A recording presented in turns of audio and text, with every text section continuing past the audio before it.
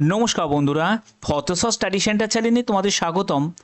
তোমরা যারা যারা মাধ্যমিক পাশ করেছো বা যারা অনেক আগেই মাধ্যমিক পাশ করে গেছো তাদের জন্য একটি গুরুত্বপূর্ণ আপডেট।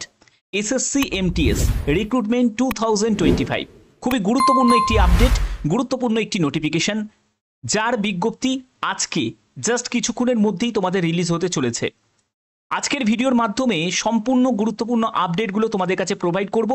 তোমার যোগ্যতা যদি মাধ্যমিক পাস হয়ে থাকে তাহলে অবশ্যই এই ভিডিওটা দেখো। এখানে পরপর স্টেপ বাই স্টেপ সব কিছু ডিটেলসটা বলবো, একদম ডিটেলস ইনফরমেশন এই ভিডিওতে থাকছে। তোমাদের এখানে এমটিএস এবং হাবিলদার রিক্রুটমেন্ট 2025 অর্থাৎ দুটো ভ্যাকেন্সি থাকে, একটা হচ্ছে এমটিএস এর আর একটি হচ্ছে হাবিলদারে। অফিসিয়াল ওয়েবসাইট হচ্ছে ssc.government.in। আজকে থেকে তোমাদের আবেদন শুরু, 26শে জুন 2025, 24শে জুলাই পর্যন্ত আবেদন করতে পারবে। আমি যে ভিডিওটা দিচ্ছি হয়তো আর কিছুক্ষণের মধ্যেই লিঙ্কটাও অ্যাক্টিভ হয়ে যাবে। তো তার আগে তোমরা দেখে নাও এখানে কি কি যোগ্যতা প্রয়োজন, কিভাবে তোমরা আবেদন করবে সব বলবো। এখানে তোমাদের নোটিফিকেশন ডেট দেখতেই পাচ্ছ 26শে জুন থেকে, এবং আবেদন তোমাদের শুরু হচ্ছে আজকে থেকেই। তোমাদের আবেদন শুরু হচ্ছে 24শে জুলাই পর্যন্ত আবেদন করতে পারবে। আবেদন মূল্যও তোমরা জমা দিতে পারবে, এবং তোমাদের পেপার ওয়ানের এক্সাম ডেট সেটা হলো 20 সেপ্টেম্বর থেকে 24শে অক্টোবর পর্যন্ত পেপার ওয়ানের এক্সাম। খুব ভালো একটা সুযোগ, যেখানে ভারতীয় নাগরিক প্রত্যেকে আবেদন করতে পারো। তুমি যে কোনো রিজিয়নে সিলেক্ট করে আবেদন করতে পারো। যেমন আমাদের ইস্টার্ন রিজিয়ন আছে, যারা যারা কলকাতা ওয়েস্ট বেঙ্গলের মধ্যে কাজ পেতে চাও, যারা যারা তোমরা ত্রিপুরা বা আসাম থেকে তাদের নর্থ ইস্ট রিজিয়ন আছে, তোমরা সেটাকে সিলেক্ট করতে পারো। ওকে, এবার চলো তোমাদের এখানে এলিজিবিলিটি ক্রাইটেরিয়াগুলো দেখাই। তো দেখো, তোমার যোগ্যতা যদি মাধ্যমিক হয়ে থাকে তাহলে অবশ্যই তোমরা আবেদন করতে পারবে। কোনো মাধ্যমিকের পার্সেন্টেজ অফ মার্কসের কোনো ব্যাপার নেই, জাস্ট মাধ্যমিক হলেই আবেদন করা যাবে।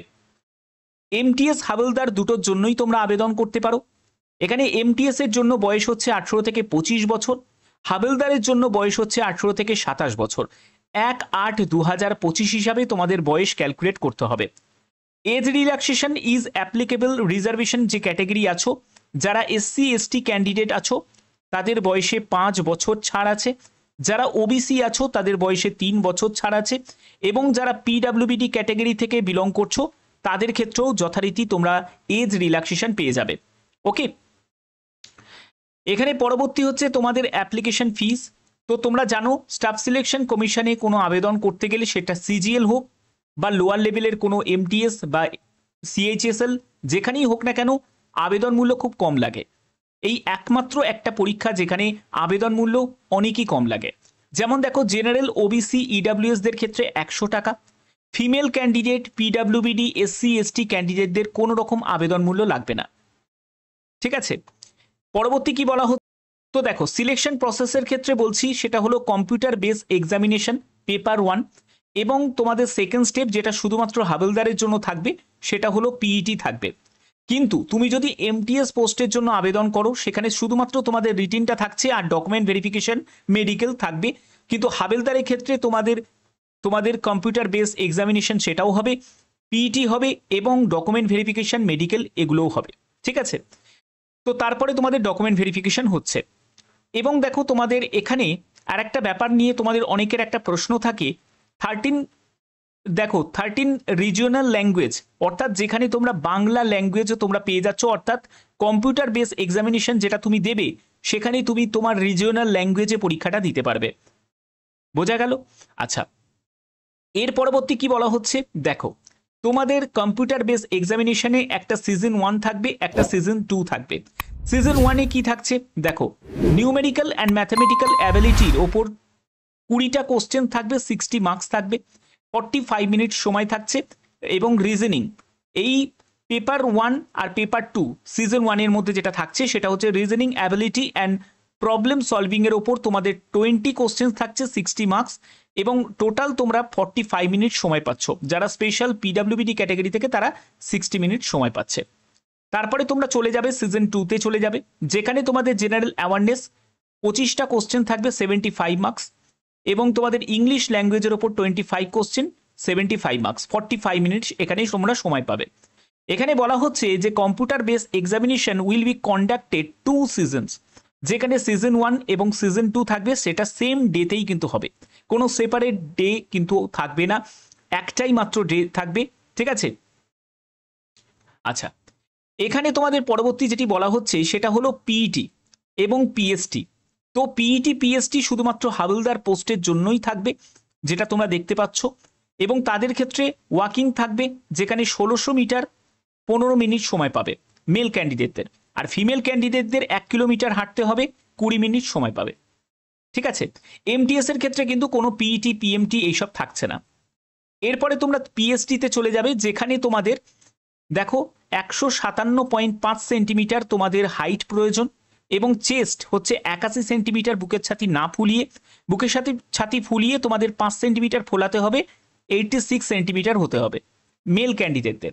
আর ফিমেল ক্যান্ডিডেটদের হাইট আর ওয়েটটা থাকবে, যেখানে 152 সেন্টিমিটার হাইট হতে হবে, এবং 2.5 সেন্টিমিটার যারা আসামিজ, গোর্খাস, গাড়োয়ালিজ এইসব জায়গা থেকে যারা শিডিউল ট্রাইব ক্যান্ডিডেট আছো তাদের ক্ষেত্রে 2.5 সেন্টিমিটার ছাড় আছে, এবং ওয়েট হচ্ছে 48 কেজি হতে হবে, এবং সেখানেও কিন্তু এরকম 2 কেজি মতো রিল্যাক্সেশন আছে যারা শিডিউল ট্রাইব ক্যাটাগরি থেকে, যারা গোর্খাস, গাড়োয়ালিজ, আসামিজ যারা ক্যান্ডিডেট আছো তাদের ক্ষেত্রে, ঠিক আছে।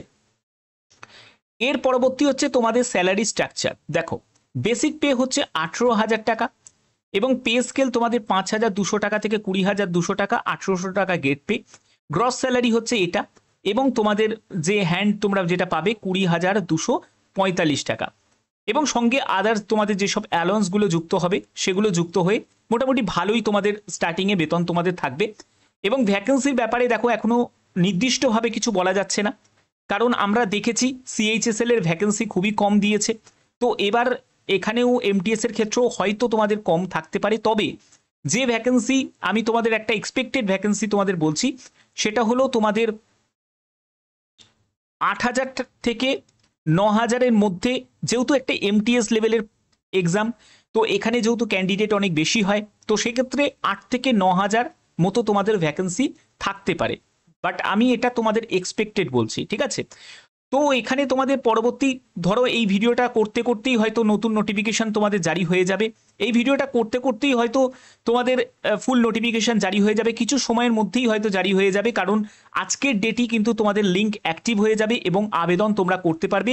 24শে জুলাই হচ্ছে তোমাদের আবেদনের শেষ তারিখ, মাথায় রাখবে 24শে জুলাই।